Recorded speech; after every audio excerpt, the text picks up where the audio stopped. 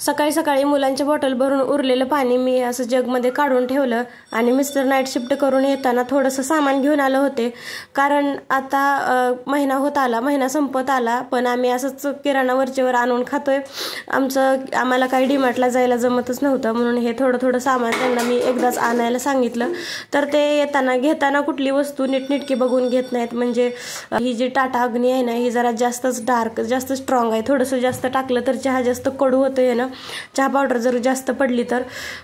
पण असो, त्यांनी आणलं तरी मला आणायला जायला जमतच नव्हतं. तेवढंच माझं एक काम कमी केलं.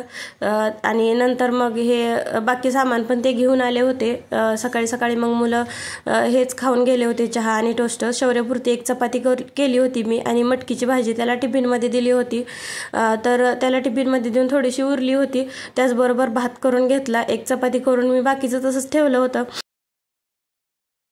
मग मी आत्ता 3 चपात्या केल्या आणि मिस्टरांना जेवायला दिलं आणि उरलेलं मी स्वयंपाक परतच करणार होती. नंतर शौर्य आल्यावर भांडी पडली होती. भांडी घासण्या अगोदर म्हणलं देवपूजा करून घेतली. महाराजांच्या फोटोला जो हार घातलेला होता शिवजयंतीला, तो असं फुलं वाळून गेली होती, तर तो हार वगैरे काढून घेतला. 11 वाजून गेले होते. भांडी खूप पडली होती, म्हणून म्हटलं की भांडी घासून घ्यावी. भांडी जास्त पडली ना, नंतर मग घासायला नको वाटतं. तसं तर आज खूपच भांडी झाली होती. पहिले तर मी भांडी धुवून सगळी बाहेर काढते, सगळी सिंकच्या बाहेर ठेवते धुवून स्वच्छ. खरकट वगैरे काढून मी गॅलरीमध्येच डस्टबिन ठेवते, डस्टबिन इथं ठेवत नाही. नंतर मग सगळं धुवून भांडी बाहेर काढली की मग असं विम जेल सगळीकडे पसरून टाकलं. मला असं भांडी घासायचा खूपच कंटाळा येतो, भांडी घासायलाच नको वाटतं, पण काय करणार, माझ्याशिवाय कोण घासणारच नाही घरात.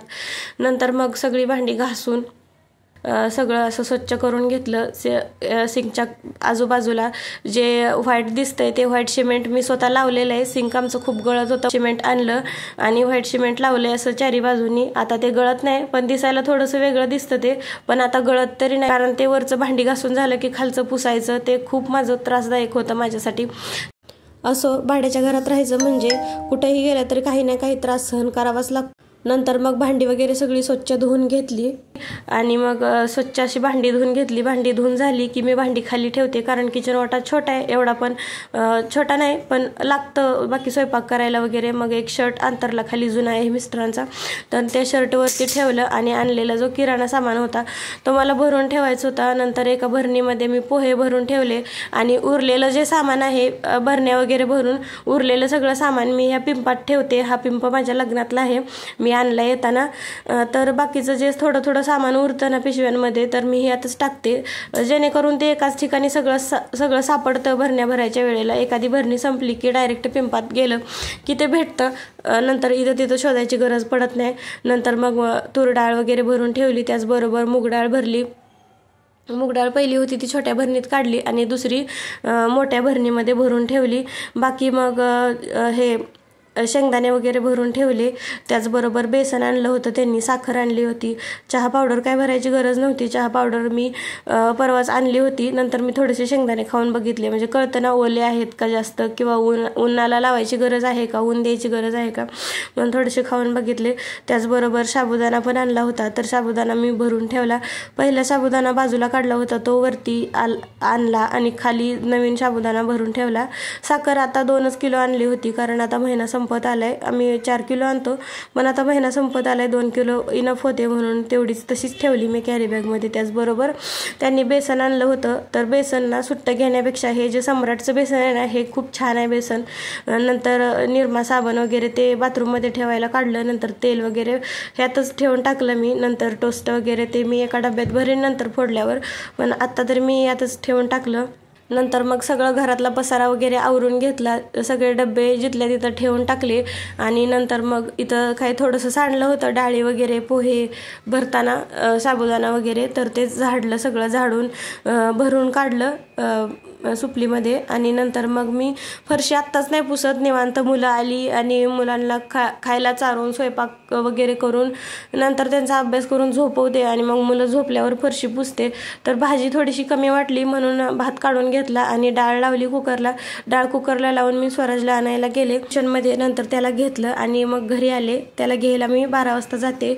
नंतर मग त्याला घरी घेऊन आले आणि आल्यावर ही जी डाळ शिजली होती, कुकर थंड झाला होता, तर मग ती डाळ जी शिजली होती ना तर उतू गेली होती, कुकरच्या शिट्टीमधून पाणी बाहेर आलं होतं. तर मी ते पुसून घेतलं छान असं. नंतर मग मी डाळ बनवून घेतली आणि मग डाळीला फोडणी दिली. डाळ वगैरे झाली. त्याचबरोबर मला राहिलेल्या चपात्या करून घ्यायच्या होत्या, कारण आता स्वराज आणि शौर्य दोघं सोबतच जेवतात. मी आता स्वराजला घेऊन आले, नंतर शौर्यला घ्यायला जायचं होतं मला. चपाती वगैरे करून घेतल्या आणि परत मला किचन ओटा सगळा आवरायचा होता. नंतर गॅस वगैरे स्वच्छ करून, नंतर मुलं घरी आली ना मला जमतच नाही काय काम करायला, म्हणून चपात्या वगैरे मी इथं आवरून घेत होती. मुलांच्या पुरत्या आणि माझ्यासाठी मी चपात्या केल्या इथं. त्याचबरोबर सगळं आवरलं.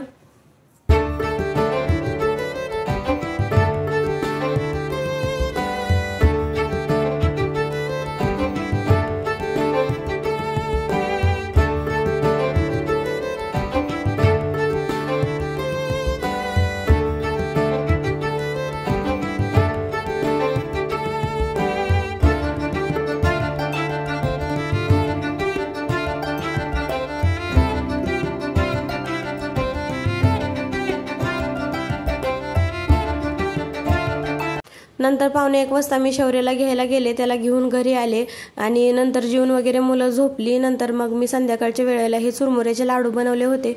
ते मी शूट नाही केलं, फोन चार्जिंग नव्हता. व्हिडिओ आवडल्यास लाईक करा. Bye bye.